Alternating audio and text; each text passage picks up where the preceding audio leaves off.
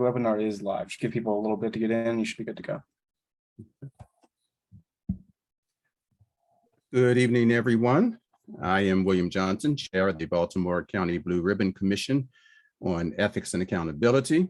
And it's my pleasure to welcome my fellow commissioners, as well as the members of the public who are viewing this meeting, and to call to order this meeting of the Baltimore County Blue Ribbon Commission on Ethics and Accountability.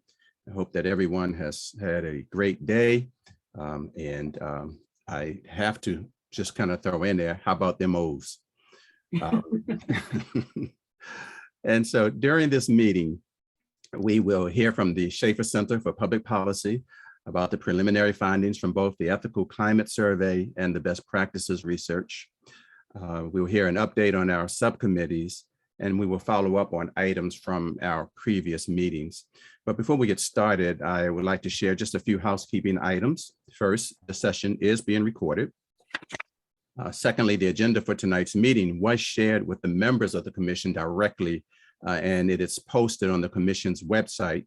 That website is www.blueribbonethics.ubalt.edu. The meeting is scheduled to conclude at 8:30. If we cover the agenda items before then, the meeting will close early. All of our agendas, minutes, meeting links, and commission materials will be posted on the commission's website. We will not be responding to comments or questions posted in the chat. If you have questions or comments that you would like to share after the meeting, you may do so by emailing the commission. Again, that's at blueribbonethics@ubalt.edu. And that link will also be posted in the chat. There are times during tonight's meeting when commission members will have the opportunity to ask questions or to make comment. If you're on camera, please raise your hand to indicate that you have a comment or question, and I will acknowledge you. If you're off camera, please use the raise hand function in Zoom. And so with that, we will move into the meat of our meeting and begin with a review of the minutes of the previous meeting.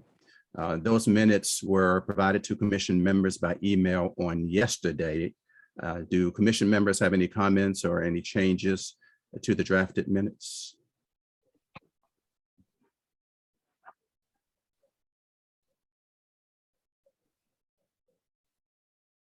Okay, hearing none.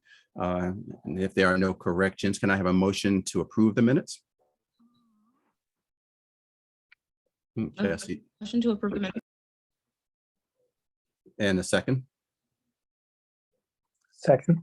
Okay, so thank you. We do have a motion and we've had a second, and so the minutes are approved. Thank you. At this point, we will have a presentation of preliminary findings of our Ethical Climate Survey. So Dr. Ann Cotton, the director of the Shaffer Center for Public Policy, will discuss those preliminary findings that were conducted this month. Dr. Cotton. Thank you all. Good evening, everyone. Nice to see you all. Thank you for being here. We're presenting the preliminary findings from our survey, which just closed on Monday. So obviously this is very preliminary data. There's a lot more analysis that we're going to need to do, but we'll go ahead and get started. So the survey was open from July the 11th through the 25th. We sent 2 reminder emails, one on July 18th and one on July 25th. Respondents had 2 weeks to complete the survey from the day they opened the link or by the July 25th, whichever was earlier. The survey was sent to 7,664 individuals. 1,589 opened the survey and started it. Approximately 19% of the original sample and completed at least one question. That's 1,470, and 84% completed at least 50%, and 70% completed at least 50%. 70% complete at least 90%. Sorry about that. Too many percentages.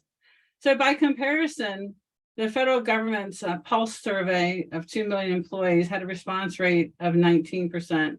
And that survey had 4 or 5 short questions. So by comparison, I think the response rate is very good. I will be doing some analysis. We have self-reported demographics, including agency and commission, type of position, gender, race, age, education.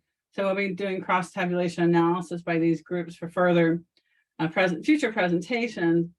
But none of the groups will be 7 people or less, the subgroup, so we can protect confidentiality.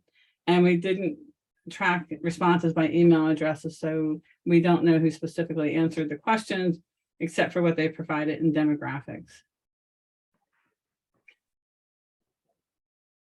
The survey was distributed to elected officials, board and commission members who are required to file an ethics disclosure, and county employees. And as you can see by the 2 pie charts here, about 98% of the respondents as participants were county employees, and 95% of the respondents were county employees. 2% were board and commission members, and less than 1% elected officials and their staff. So the response distribution matches the initial sample distribution. Most of our large portion of the responses came from police, fire, and health. They had the greatest number of absolute responses. Most respondents were not required to file an annual financial disclosure, and more than a third of our respondents have been in their position 10 years or more. So the following slides will be just a very high-level presentation of the findings. Anne, can I ask you one really quick question? Certainly. I'm sorry to interrupt you, Mr. No. Chair, I'm sorry. Hi. On your prior slide, you don't have to go back. Response rate of 19.2%, 1,470 answered at least one question. In an absurd example, if the one question was, are you a Baltimore County employee?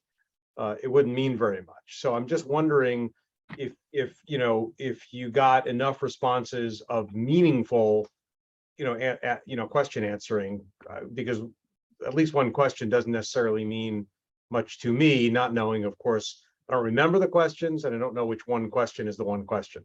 Yes, that's a great question. And we do think that we have a meaningful response rate and we have a good distribution. Because we just finished the survey, we haven't had a chance to do a lot of detailed analysis about which questions respondents answered. So this is just the very, very raw data. Okay. The raw counts of Yeah, responses. fair enough. I just don't want to see us overstate the response rate if a lot of people answered an innocuous question and only a few people answered the meaningful questions. But I'm certainly willing to wait and see what you come up with. So Yes. please go ahead. And that's why everything says preliminary on it, because we haven't done any of the really detailed analysis that we need to do. But we wanted to make sure that we got information out to everyone as quickly as we could to help this be useful. Thank you. So, and to follow up on what John was saying, I'm not sure I'm reading this right. And right now I'm looking at my printout of your presentation, but where it says over 84% of respondents completed at least 50% of the survey. So the way I'm reading this, I'm looking for you to confirm I'm correct, is that of this 19.2% that answered at least one question, we'll call them the responders, even though, as John points out, maybe they only responded to one question. But of those responders, 84% completed at least 50%, which would at least mean that, arithmetically, no more than 16% could have responded to only one question. Am I understanding this properly? Yes. Okay. Not doing the math for you guys. So we did have a significant number of people, just over 100, that opened the survey up and said they didn't want to take it, which is a really interesting thing because we don't normally see that. We have a consent at the beginning of the survey, so we give the description of the survey, consent information, and we ask people if they're willing to take the survey or not. So in this case, we had a relatively large number say they weren't willing and clicked out. The other thing that happens is if people open the survey up and they want to take it and they read through the consent, they might read the first question, think they don't have time to do it right now. They're looking to come back later. The survey is only open for 2 weeks from the time they initially click. So if 2 weeks passed, they wouldn't have had time to finish the survey. And I know of at least one person that happened to called me the other day and say, well, I didn't get a chance to go back and complete it. When I went to go back to complete it, I said it was closed and I couldn't get to my survey. And that was because that 2 week period lapsed. So I think there are some of those people are people that just opened it up and thought they'd get to it later. So when we get to the point of actually doing the analysis will be on the people that responded to the majority of the survey. The 50% or more, that's an absolute count of questions. So it really is going to depend which questions they answered. So we have to do more detailed analysis because there's a lot of skip patterns and things like that in the survey, that this raw count isn't the best indicator, but it's kind of giving you an overall indicator of how people completed the survey. What, excuse me again, Anne, when you say that it is unusual for this many people to simply say they don't wish to complete it, that sounds interesting to me that that happened here. Is there any further depth you can give us on this, like what you base it on when you say it's unusual? And I So, assume there's no way to figure out why. so sorry for cutting off. Yes, we will look into it in more depth to look at comparisons to other surveys we've done. We just recently completed a survey of the General Assembly. So we have some others that we can look at that have similar consent statements, and to see if people clicked away and then said no. Because this is a completely anonymous survey, we don't have any information about the people that clicked no. So we can't really say if they're statistically different. You know, there's something about this group that makes them different than the general population of respondents. So we can't say much about it, but normally it's unusual for someone to open a survey up and then just click and say they don't want to take it, because most people just don't bother opening it if they don't want to take it. If you get the link, you just don't click on it. So that's why it's a little bit unusual, unless people were curious and wanted to see what it was about. But even with that, they could have just X'd out. So it was a little bit, I think we were all a little bit surprised by that, but can't infer what it means.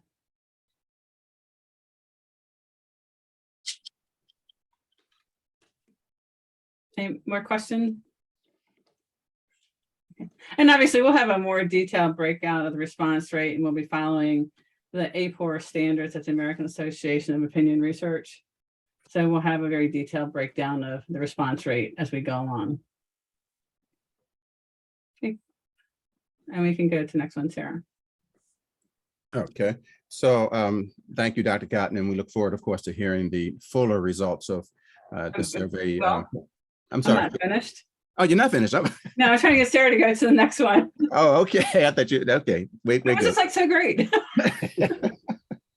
So we have this slide, the question about how familiar people are with ethics, the Ethics Commission, the Office of Inspector General, the County Public Ethics Law, and the County Auditor, and the Blue Ribbon Commission on Ethics and Accountability. So more than half of the respondents, 59%, are familiar with the Ethics Commission. Almost the same number, 56%, are familiar with the Office of Inspector General. 53% are familiar with the ethics law. And then slightly under half, 43%, are familiar with the county auditor. And a very small percentage, 33, so a third, are familiar with this group, the Blue Ribbon Commission on Ethics and Accountability. So there's a general awareness, with approximately half of the respondents know about the entities that do this oversight, Ethics Commission, Inspector General, and the auditor, and know about the ethics law, which is also interesting because of the amount of training that was done on the ethics law.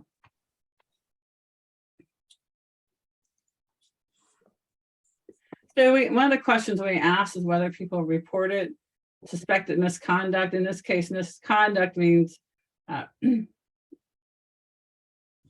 have fraud, waste, or suspected abuse, and then ethical misconduct were the two categories we asked about. 93% said they hadn't reported. 4% reported ethical misconduct. 2% reported both, and 1% reported fraud, waste, or abuse. And of those people who said they reported, we also asked additional questions. When did they report? How many times they reported? And this was reporting in the past 4 years. And for the most recent issue, what legal, if they talk to legal counsel before they report or when they report it, they're concerned about other people finding out about their report, so their coworkers, leadership, or others learning about the report. Any concerns about retribution, if they face retribution, their level of satisfaction with how that was handled. And for those who weren't who didn't make reports, we asked them about their thoughts of how such a report would be handled by the Inspector General, Auditor, Ethics Commission, and how they think their workplace would respond. So we'll have a lot more detailed breakout on these questions in the next couple of weeks as we work through this analysis. And when we asked people to whom they reported their ethical misconduct, the largest share, 39% reported to their agency leadership, 19% to the Office of Inspector General, 16% to the Office of Human Resources, 11% to the Collective Bargaining Unit, and 4% to the Ethics Commission, 1% to the Auditor, and 1% to other. And we asked people if they were involved, the respondents, if they were involved in an investigation or audit or some other type of investigation. So 87% said no. Interestingly, 7% said they didn't know if they were involved in an investigation. So I'm not sure what that actually means. Maybe we'll get some more information as we go through the detailed analysis. 3% said they were involved in an investigation with the Office of Inspector General, 2% with the Auditor, and 1% with the Ethics Commission.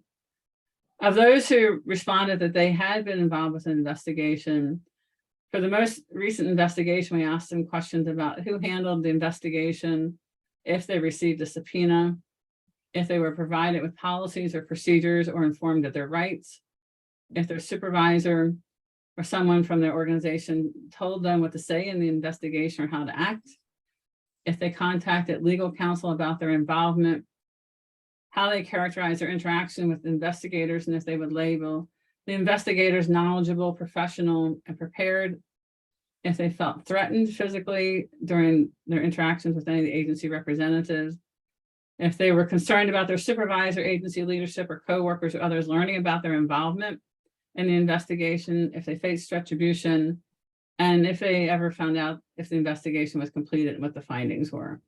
So as we go along, we'll have a lot more detailed analysis about the people that were involved in an investigation, what that experience was like for them.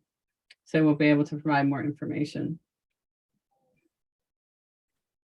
We also asked respondents, if they sought ethical advice. So 49% reported that they didn't have an ethical issue that they needed advice for. 24% said that they didn't seek ethical advice, and 18% said that they did. And 9% said they prefer not to say whether they did.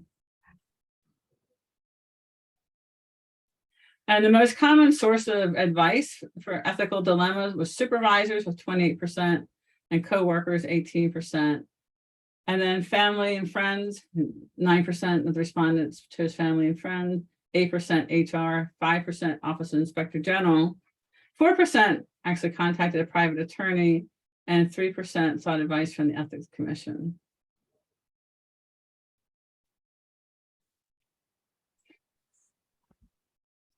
And then we asked some open-ended questions at the end. So we asked respondents what would assist employees to act more ethically at work or act ethically at work. The 28% of the respondents, 28% of 1,463 respondents provided answers to those questions. What would make it difficult to comply with ethics policy? We had 26% that gave us responses to that. Anything else that you wanted to share about the ethics climate? We had 12% that did provide responses, a whole range of open-ended responses, some with concerns or complaints about their organization or specific individuals. And because this commission isn't an oversight commission and not an investigatory body, we talked to the county and told them about the types of concerns that they come, either harassment or discrimination, ethical issues. So they're going to write a communication to the county employees, everyone that received a survey, to tell them where to take those complaints, the different reporting entities and mechanisms. So it's clear how they can be handled, because because we guarantee confidentiality, we can't turn over those types of comments. And we want to make sure that people that have concerns know who the correct individuals are to report them to. And then we also asked if people were willing to be interviewed about their experiences. And we actually specifically said willing to speak about their experiences was the term that we used in the question. And we had 10% of the respondents that answered the question, or 105 people said yes. Those 105 people were at the conclusion of the survey sent to a separate survey to provide contact information so we could contact them. And we prepared a short survey to ask them generally what the issues were that they wanted to talk about so we could assign them to the various subcommittees. And a lot of people dropped out at that point, and we have approximately 20 people right now that are interested in providing and speaking about their experiences. It seems like some people didn't understand what that question meant when they said they wanted to speak about it, because when we contacted them again, they said they didn't want to. So we did, everyone that did say they wanted to speak, but then said they didn't, we directed them to the commission's anonymous email address, to the anonymous form on our website. So if they had something that they wanted to share that they didn't want to do in person, they could provide that information anonymously. So that's the summary of the high level kind of overview of the survey. So thus far, we certainly expect to have a full report done in the next several weeks. It probably won't be for the next meeting because there's a lot of data cleaning that needs to be done, but we shortly thereafter. Does anyone have any questions? I know it's kind of a lot to cover, and it is all preliminary. I have a question regarding slide 8. So this is where staffers, I think we have 93% saying that they did not report. I mean, is it safe to assume that a lot of people, when taking the survey, even though it's anonymous, you know, they just don't want to be forthcoming in this case, and they're not sharing whether or not they've actually reported these types of issues before? Yes, so there was some of the open-ended responses. They're always kind of, some people said, I don't really think this is anonymous, even though you say it is, so I hope that it really is. Or I don't believe it is, but I'm going to say this anyway. Okay. There was a kind of an undercurrent that some people were really concerned about saying something. I don't know if it's so much to us, but saying things in general.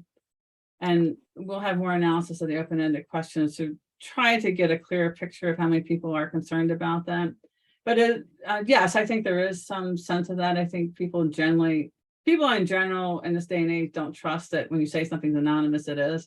Mm-hmm. Just because of all the data leaks that are around, and you know, so I think that that's not, and we run into that with other organizations when we do surveys. People don't really think it's anonymous, but it really is. We can't link back to people the way we set it up. And just as a follow-up on that, so if someone out of the pool of 20 people, I think you said it was, if someone is willing to be interviewed with, you know, and you're assigning them to a subcommittee, I guess, how do we handle, I guess I'm trying to picture that, right? What if someone shares some really specific details, you know, around something that's happening in their department? Yeah. So that the subcommittee will need to discuss this, but I think that the process generally is to have them tell them who the correct entity is that they need to report to, because we're not an oversight or an investigatory body. And if they have concerns, they need to take those concerns to the correct entity. Okay. And that's the most important thing that they need to know, who they should be contacting. And that also came out in some of the open-ended questions about what were some of the barriers around ethics, and what were some of the concerns that people had. And some of those were around not understanding who to report to and asking for training, which is interesting because the training data shows that everyone had access to training, but it's clear that that's not everyone understands where to take their complaints. Mm-hmm. And we even had one person say that there should be a tip line. And of course there is a tip line. So it's clear that some type of clearer communication, or kind of a one-stop shop in terms of this page. And if you have concerns, these are all the places, these are where various concerns go. And this may be too specific of a question for this stage, but regarding there should be a tip line. Was it referenced whether they were talking about for the Inspector General with fraud, waste, and abuse, for the Ethics Commission with respect to the Ethics Code, or the auditor? It was one of the open-ended questions, I Okay. believe. I don't think it was specific about, this was one of the general questions about what would help. I don't remember if it was the one about what would help people be more ethical or what gets in the way of Right. ethical behavior, but it was one of those open-ended. questions. I say this because on the Ethics Commission site, the phone number that you're given to contact the Ethics Commission is actually a phone number to the Inspector General, which possibly causes some confusion. And so that's why I was wondering about that. Okay, that's good to know. And maybe something we can delve into a little bit more. Any other questions? I have a question or comment. On, I believe it's slide 5, there were 500 bounce backs, meaning that either, I guess, a bad email, the employee doesn't work there anymore. I think that's telling us something. Not sure what, but that'd be interesting to know what the reason was for the bounce backs for their roles not to be clean. Yeah, so we're going to go through and analyze those bounce backs. The list came from employee lists and commission lists provided by Baltimore County. So we know some were like out of office replies, but we have to do more analysis to see if there are people that don't work there anymore. And that also will adjust our survey response rate, because if there are people that don't work there anymore, other types of bad email addresses, legitimately bad, they'll come out of the sample size and that will increase our response rate. But we will do analysis of those. But we have to read each one to find out what the reason was.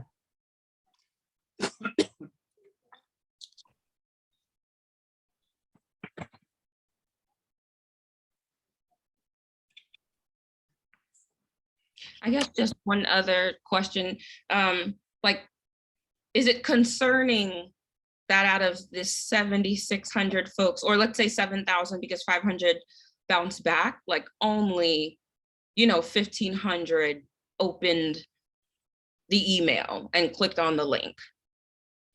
I don't really think it's concerning. We'll do analysis, the comparative analysis on response rates to kind of ground it.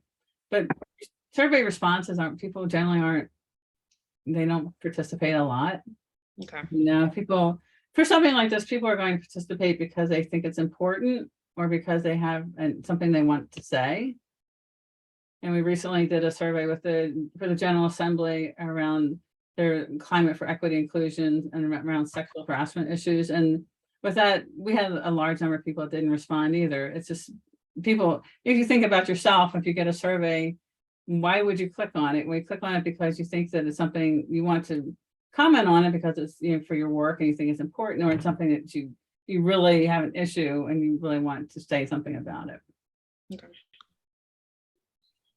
And there's no incentive for people to participate. Like there's nothing, it's not mandatory because we don't know who's responding, so it's not mandatory. There's no award or prize for participating, so it's not like there's a lottery associated with it. And it just fits in with whatever everyone else is doing.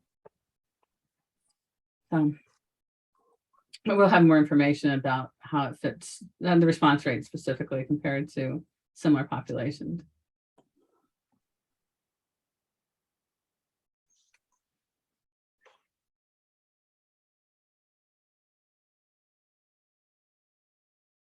Anything else?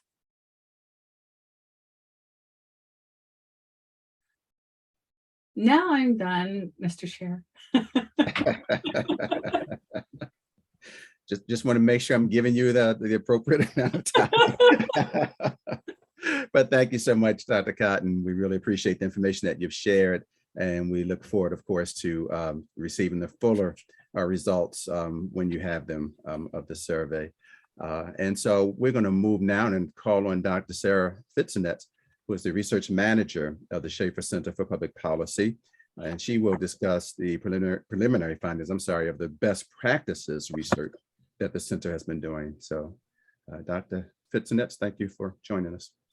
Thank you so much, Mr. Chair, and hello, Commission members. I'm happy to present this information to you.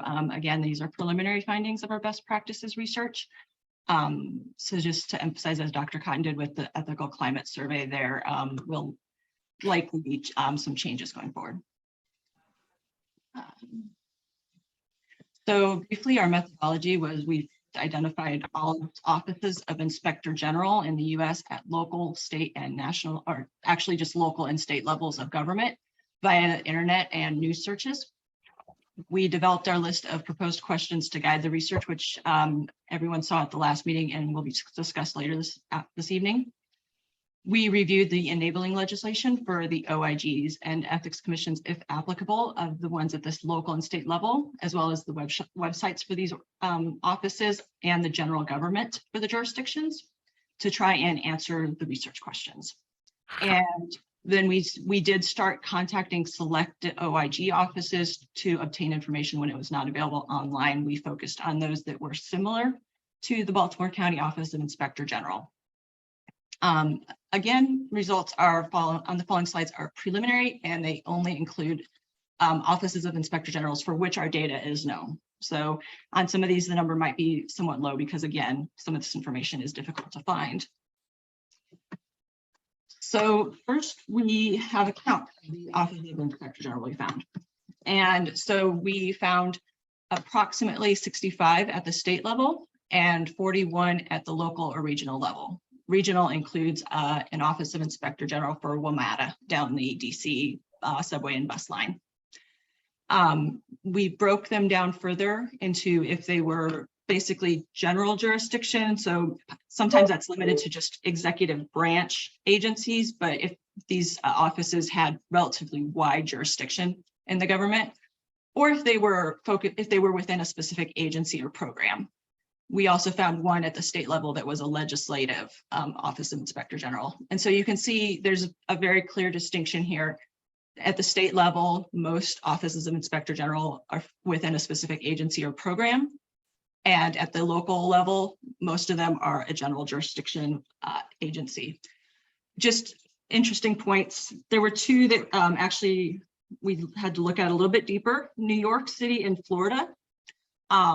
They both have a bigger Office of Inspector General. At the New York level, it's called the Department of Investigations, I believe. Sorry, I did not write it down. But it is actually, there's a head commissioner, and underneath that, there are a series of other inspector generals who actually serve in the different agencies. But they also have a training division within this, an audit division, other specific divisions as well. So it's actually quite a large agency that does inspector generals in New York. And it is only included here in New York City. And it is only included as one here since it's one overarching organization where the departmental ones report up to the overall commissioner. Similarly, in Florida, there is an office of a chief inspector general who has a series it oversees inspector generals in many of the agencies. So this is a state inspector general's office that is again included in the general jurisdiction. We are not including the National Guard units, inspector generals. Most of the states that have National Guards have an inspector general there. Besides what we found to be generally one intake person, the process is actually handled by the Judge Advocate General's Corps at the federal level. So we did not include them here since it's basically a federal offices that do most of the background and would have the control of the structure and everything. Okay. With respect to Maryland specifically, we found about 7 OIGs that are included in this research.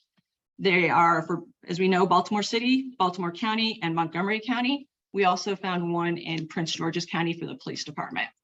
For the state government, we found 3 in the departments of Health and Mental Hygiene, Human Resources, and Public Safety and Correctional Services. So to start with, this is the range of years in which OIGs were established. You can see there was one established, and this is divided by state and local, and I apologize that the legend is not on there. I do not know why that is the case. But there's one office, the dark blue is for local offices of Inspector General, one founded pre-1975. That's the New York City. It's the Department of Investigations is the correct name. I thought I wrote it down. It was actually founded in 1873 as the Office of the Commissioner of Accounts in response to the corruption under Boss Tweed, which is interesting. But they, again, have spread and are very large now.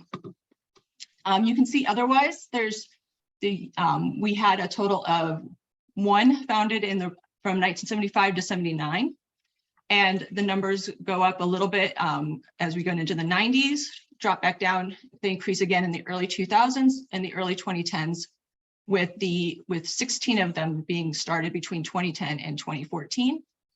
And then we see a drop again as we enter our current era, where there's been 3 that have been founded since 2021 and later, 2 of which were at the local level.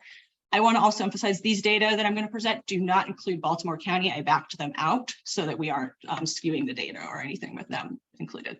So you can see there's kind of a pattern to when these are founded and when they're founded at the state and the local level.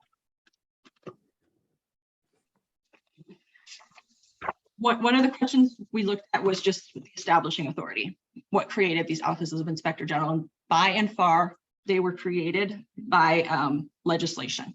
So, for example, this charter, the state legislation, things of that nature. 70 of the ones that we found the information for were created that way. 4 were created by executive order. 7 were created in other ways, including things like a cabinet secretary created them or a department or agency head created it. We looked at what the funding sources were of OIGs, and we divide this into 2. One, there's what we're calling here a fixed amount. It's equivalent to an entitlement. The money is written usually into the enabling legislation, or there's other ways where the Office of Inspector General gets a certain amount of money, a percentage of the general fund, a percentage of a certain type of revenue, things of that nature. The alternative is that they receive the funding and it appears in the annual appropriations process. It's subject to executive or legislative adjustments. And in theory, that is limiting their independence, because the people who they might be investigating might be the ones controlling the budget. But you can see for the ones we found the information for at both the state and the local level, they're overwhelmingly within the usual appropriations process. Very few of them actually have a fixed funding source that they're entitled to. We looked at the staffing, and these are absolute numbers right now. For the number of employees we could find, this is actually remarkably hard data to find, just as an FYI. As a former city employee, I'm used to these numbers being available of counts of people in different agencies. As you can see, we couldn't find it for very many of them. Of the ones we could find, most of the offices of Inspector General were within, the greatest share were within only having 1 to 4 employees. 8 of the local agencies, the offices of Inspector General we found had 1 to 4 employees, and 1 of the state ones did. 7 OIGs total had between 5 and 9 employees, and then another 7 had between 10 and 19. Then we slowly trickle off there to where at least one of them has 50 or more employees. The Texas Department of Health Office of Inspectors General is actually really large, has over 500 people. They do things like Medicaid investigations and other things of that nature, but they are very specifically an Inspector General's office and do the functions of an Inspector General as well.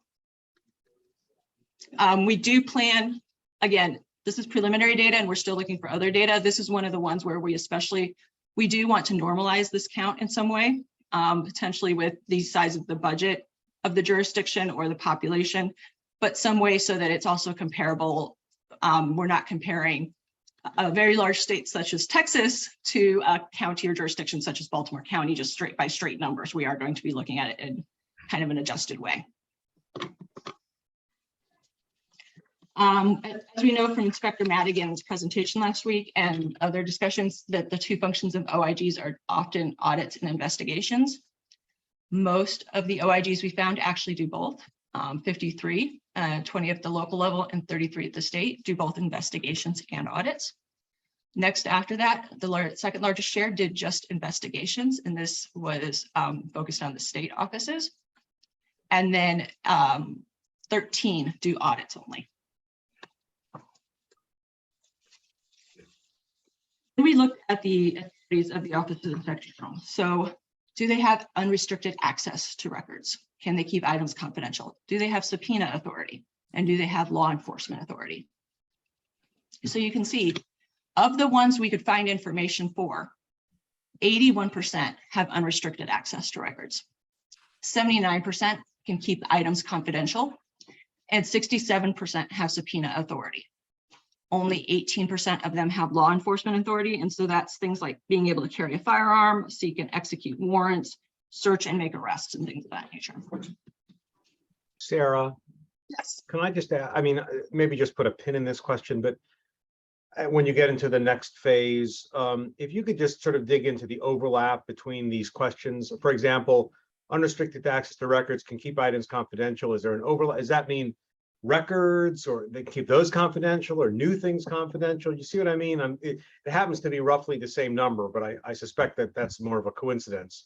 I'm just trying to understand, like, what if there's any, what the relationship is among those. They can when keep items confidential, does that mean things that people tell them? I just need a little more color on these couple of answers, because I think these are going to get to be important based on what I've heard in terms of the appropriate authority of the OIG and so on. So we don't have to really get into it now unless you want to, but it just strikes me that way. I think that is a great question and definitely something we will look at. I can tell you that the base number for these 4 charts is not the same. So there were OIGs for which we knew we could find the answer to if they have unrestricted access to records, but we couldn't find if they have law enforcement authority, for example. So that would also be part of it. But yes, we will definitely look into that, and we'll provide more context to if it's state or local, things of that nature. And I'm sorry, and now you just asked, you said something else that caught my attention. When you say couldn't find because it's unknowable, or couldn't find because you just didn't have the time to get to that answer, or what? It's not available on their websites enabling legislation, or for the ones we called, they either didn't provide it or didn't give the information to, or didn't provide or didn't give us that information. I will say some of these obviously are, very specialized questions related to their internal practices, and some offices that I would assume, especially with a nature such as inspector generals, might be less willing to provide this information, especially online. But we are going to do our best to get as much as we can.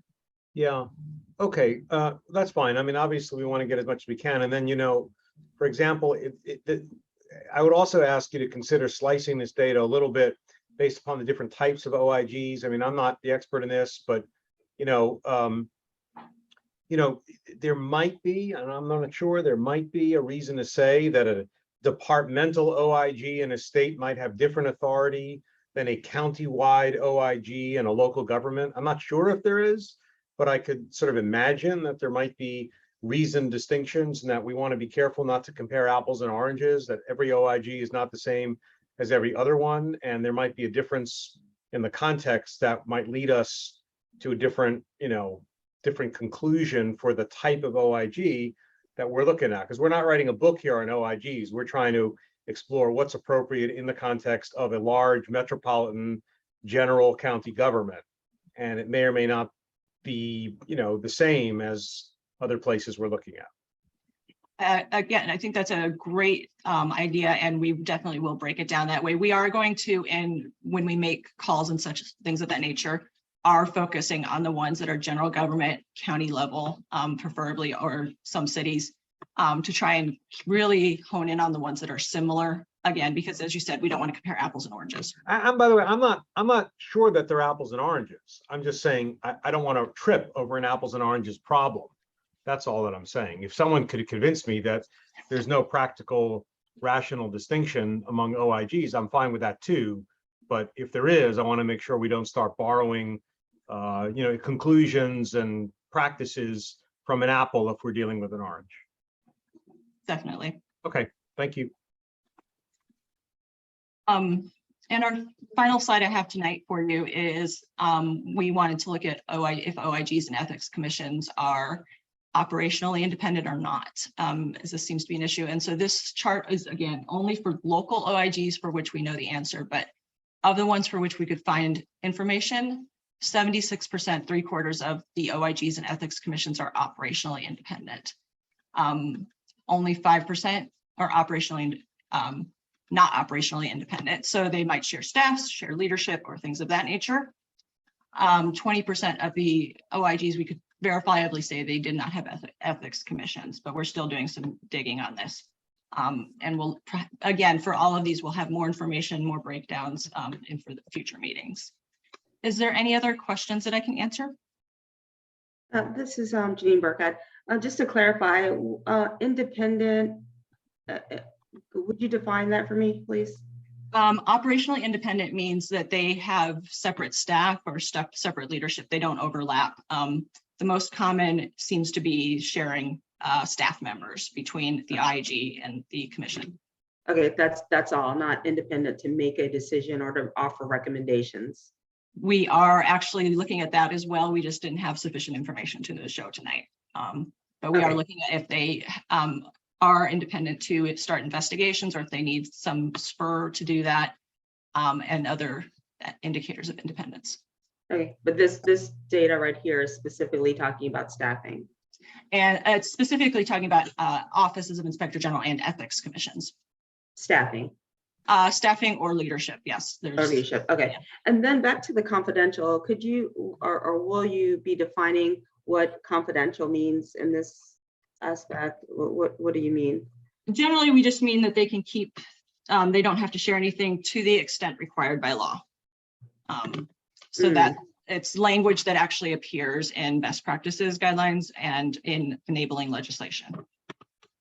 Okay, but the confidentiality may be different, not it's not a legal standard of confidentiality, but a confidentiality based on what each jurisdiction determines what confidential means. Yeah. Okay, all right, thank you. Sarah, could you please go back to the operationally independent discussion moment?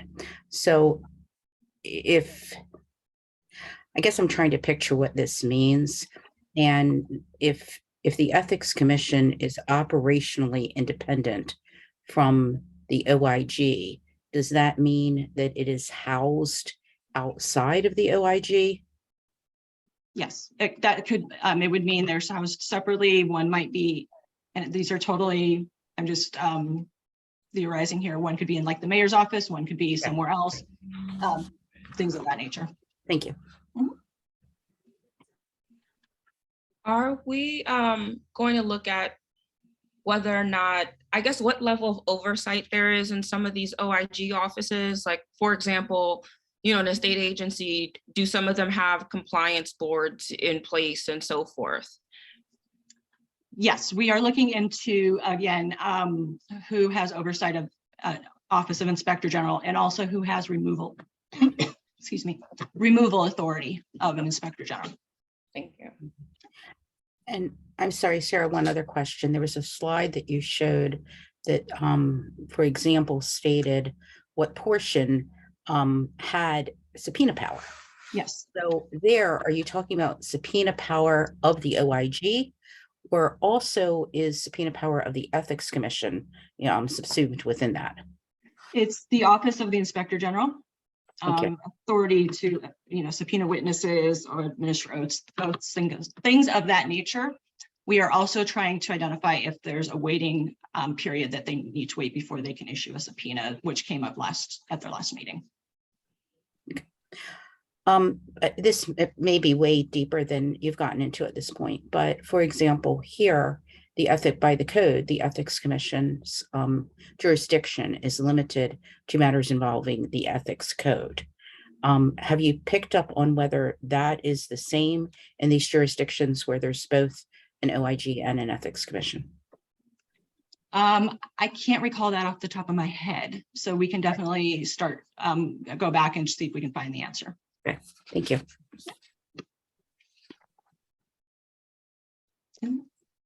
Any other questions about the data? Thank you very much. I appreciate your time tonight, and we look forward to presenting more for you later. Thank you, Dr. Fitzenett, and we look forward to receiving more information. That's a lot of information, great preliminary information, and we're looking forward to receiving the results of your deeper dive from both you and from Dr. Cotton. So thank you again.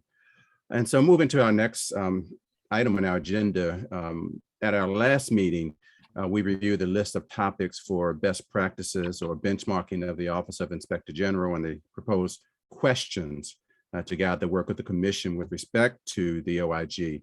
There were requests to review those items in light of Inspector General Kelly Madigan's presentation. And so if you'll see on the screen, here are the items for benchmarking or best practices of OIGs. And the only changes from the last meeting are deleting the word executive in the third to last bullet and adding topics on the availability of independent counsel for an OIG and on the waiting time before an OIG can issue a subpoena. And so these are we'll show you here the proposed questions to generally guide the work of the commission with respect to the OIG office. And it's my understanding that the Shaffer Center did not receive any comments with other changes. And so unless there are any now, we can move forward with these items so the background research can be finished. So let me just put the question out there. Do any members of the commission have any other questions or comments either about the executive order or the best practice benchmarking analysis and how that will affect our work? Any further discussion on that? Mr. Chair, Yes. I think I had asked for that window, and I'm sorry for not diving through it in the intervening time. But I have looked at these, and this is not a big deal, but I guess I have two comments, one very specific and one very general. This very specific one is, I want to make sure that under the topics, we also cover sort of advisory board type structures, which is arguably in there somewhere, accountability, performance evaluation. Obviously, it's not hiring or appointment authority per se, but is there some sort of guiding board, sounding board? I don't know if that's appropriate. I know that the city is my little frame of reference, but I know that the city has a board and they have certain authority, and there's actually a bill now pending in the city to change the role of that board, the details of which I frankly am not totally familiar with, but it just raises the question of like, who else is involved in this, providing some sort of input or guidance or something. So I don't know if that's enough to, and maybe those of you who are doing this on a day-to-day basis have a better feel for whether that question is even reasonable, but I'm just looking at the list and I don't know if that appears in there. So that's my micro point. Let me just pause for a sec, or I can just go on, Mr. Chair, if you want, and sort of ask the broader question. So yeah, why don't you go ahead and ask the broader question, and then we'll try to tackle both. Yeah. The broader question is, I'm trying to, I guess, I'm not sure I understand exactly the relationship between these two slides. Are these like complementary lists? There's like an overlap, each of them sort of is like the stuff we're interested in. But one is sort of a bullet point of topics and the other is a bunch of questions. Does the staff see them, or the commission see them as kind of synthesizing into one big thing? I just wonder if they really aren't all the same, and if we shouldn't just combine this into sort of one document that is, like, as I said, to be colloquial, the stuff we're interested in, So, I'll just leave it there and ask whether people have any thoughts. I read this as the questions are here to help us determine what the best practices or benchmarks that we've identified should be. I might be looking at this backwards, but these are questions that help us determine the things above. Am I wrong? No, you're not. That's the way I see it as well. And Anne, I noticed that you unmuted. I didn't know whether you had something you wanted to add to that. I was going to say this one, the best practices and benchmarking, these are the things we're specifically collecting data on. So these are our data points that we're going to collect. The second, the proposed questions to guide the work, those are the questions that we'll be answering when we write up a report. But these are the specific issues that we're supposed to be collecting data on. So if there are other topics that you need more information on that we should be collecting in a broader way, especially on the IGs that are most analogous to the Baltimore County IG, then we should add those to this list. So this is guiding the data collection we're doing. Does that help at all, John? Yeah, I mean, look, I don't want to overthink this. It just, I just feel like it's so important, even though, as you've said many times, and even as the sheet itself says, they're not the only questions, whatever. At some point, we have to have sort of the skeleton that we're trying to fill in. If we discover something at the 80% point, presumably we'll decide that we want to take a look at it. But it's just, there's just overlap between them. Some of these topics and questions are almost like the question version of the topic and the topic version of the question. But I'm not, I mean, if folks are comfortable with it and and that makes sense to you, that's fine with me. But I just trying to understand the overlap. John, would it help if the title was different? Best practices in benchmarking. Look, you know what? If this does not provoke in anybody else a similar question, I'm certainly happy to just roll with it. I don't think it's a big deal. I'm just trying to get my own head around the topics and the way I can organize this in my head. But honestly, I'll manage. And if no one else had a similar reaction, then I'll just be, an outlier. It's fine. It's really not a big deal. If it's helpful, I heard you just say skeleton, like the benchmarks is the skeleton, right? It doesn't mean that we're limited to these things, but we want to at least to be able to build from here, and maybe in our discussions, in our finding, we're like, okay, the skeleton needs legs or something. I'm trying to make it make sense, but yeah, this is the skeleton. No, okay. Yeah, look, honestly, I don't want to take us down this rabbit hole. I don't think that was not my intention. So don't worry about it. I have a question that might be a proposed question. I'm trying to figure out how to, I know that sometimes IGs will issue reports, and, many times the public will say that the IG is targeting, specific individuals or, communities of color, or that there are biases, that the IGs have biases, when doing these investigations, right? So I guess, was that me? Okay. No. Yeah, sorry. I don't know if IGs are required in some local governments, state governments, to go through some type of some type of equity trainings. Are there considerations that, I don't know how it would work within an office of an IG, but, again, if you're in an area where you are a white person and you're dealing with a government, that is largely, made up of Black and brown individuals, right? Should that IG also have to go through these series of things over here to ensure that they're not, their biases in some way aren't impacting their findings? And I'm not saying that happens and that has happened in Baltimore City or Baltimore County, but it's more, I'm just kind of trying to wrap my head around these other pieces, right? I don't know. And so would you be looking for this to be an additional topic or particular questions that we want to pose? A question more than anything, because it might not be something that we need to address. It's more is there anything happening out there in other offices that we should at least consider while doing all this work? So I would like to jump in here a minute on this, say something a little related, because I had been thinking about what scope of authority meant. And I was similar, I guess, to the comment that John made on his topic, perhaps it's all subsumed within all of this. But with respect to scope of authority, it had occurred to me to wonder if there's something that we could find from the research regarding how these other places, how these other IGs deal with issues of conflict, for example, when they have a conflict, which, what is their authority, I guess, to determine their own conflict in something?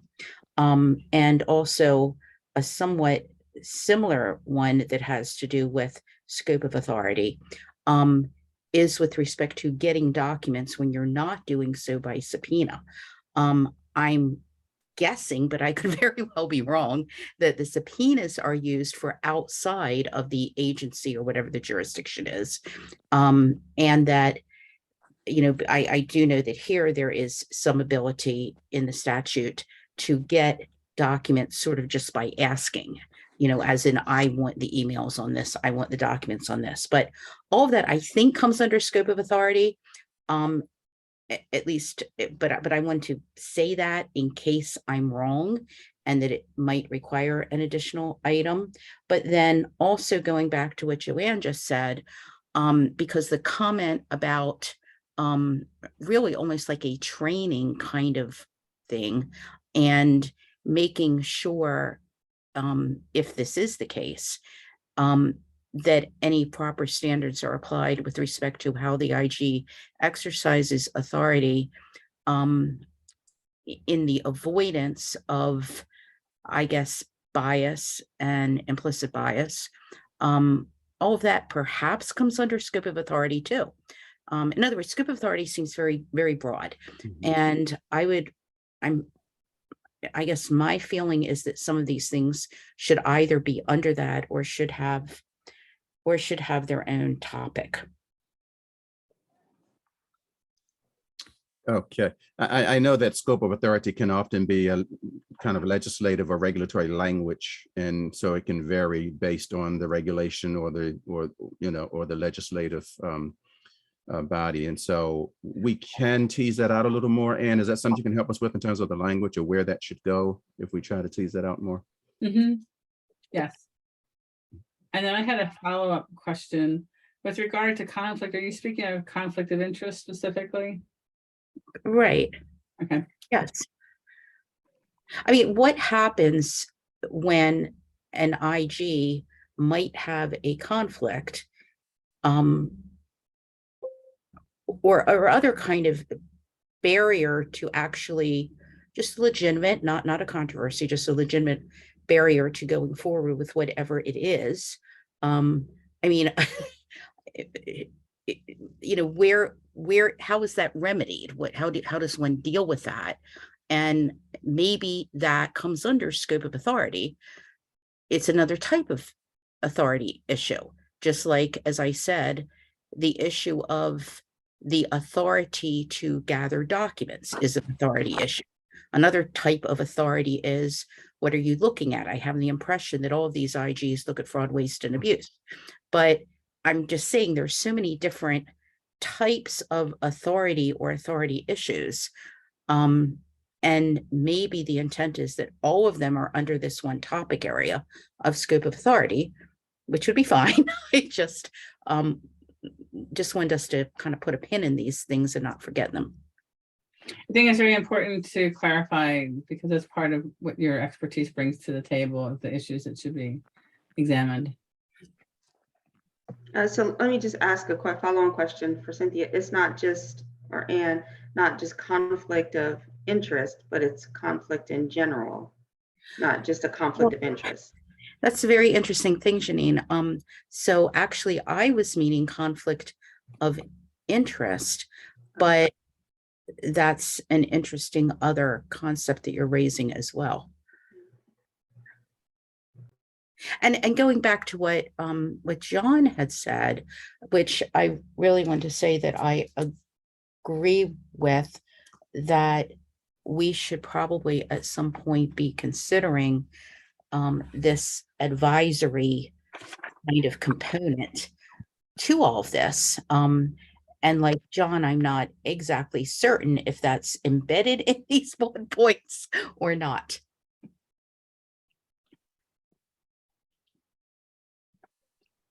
So if there's that uncertainty, perhaps then we should make it specific and add it as a bullet point so that we're clear. I think the advisory component fits with the accountability mechanisms, but that was more specifically focused on any type of oversight board or oversight authority, but not so much an advisory authority. So I think that's a good place to add that concept. Can I offer one more little tiny edit, which is if by ethics commission independence, you mean should the ethics commission and the IG be completely separate, which is an issue that keeps coming up. I would just find another way to say it. I think it's ethics commission independence from IG or ethics commission / IG separation.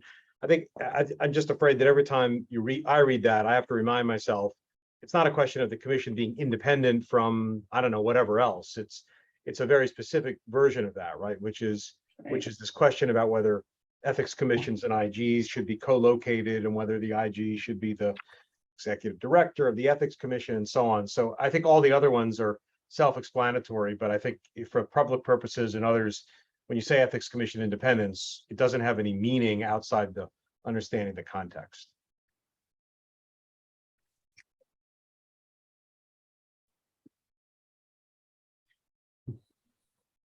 Yes, so we could phrase either separation of the ethics commission and IG or a standalone ethics Yeah, commission. whatever you prefer, but that'd be fine. Independence is a kind of a charged word anyway. Yeah, I wasn't really reacting to that so much. It's just Yeah. clarity, not so much any sort of anything like that.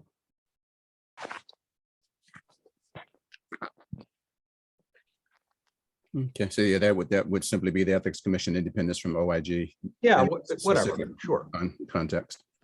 Yeah. Okay.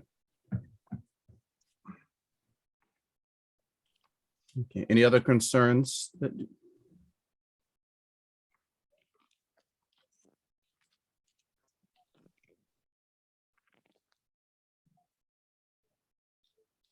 Okay. Okay, so if not, we will make those changes or additions and send those out as soon as possible. And then we should be able to move forward with our work from there. So if there's no further discussion on that, we'll move to our subcommittees.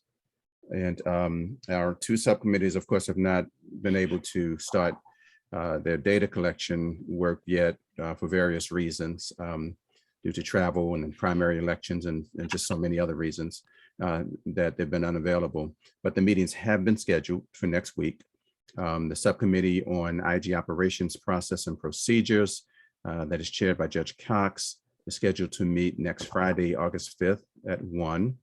And the subcommittee on organizational structure and oversight, which is chaired by Brigadier General Burkhead, is scheduled to meet next Thursday, August 4th at 5:30.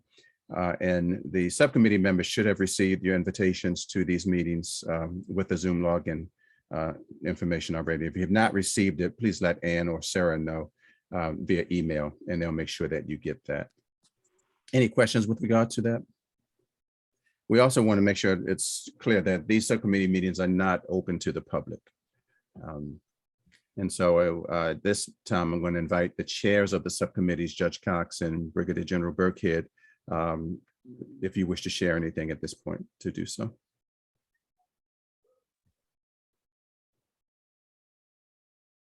I don't have anything to add until we actually meet and substantively have some discussion. I think we had a good conversation about how to get the work started, but I don't have anything substantive. Okay. Same here, nothing to report as of yet.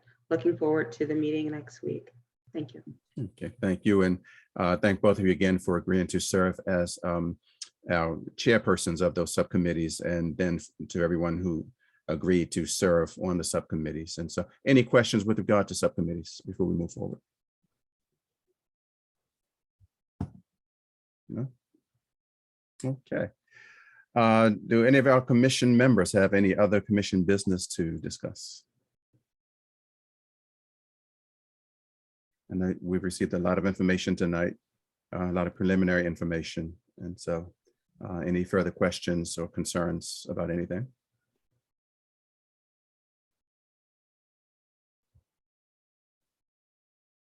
Okay. Anything from you, Ann or Sarah, before? No, nothing for me. Okay. No, nothing for me. Thank you. Okay, thank you. So thank you. So on behalf of County Executive Oshevsky and the citizens of Baltimore County, I once again like to thank the members of the commission for volunteering your time and your expertise to carry out this very important work. And if there are no additional comments or questions from commission members, then this will end our agenda for tonight.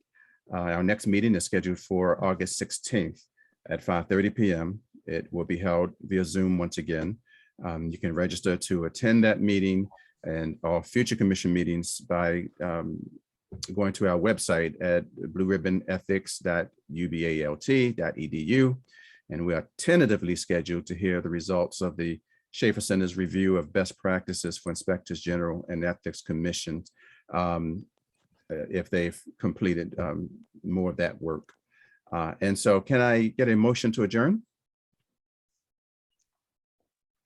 So moved. Okay, and may I have a second? Second. Second.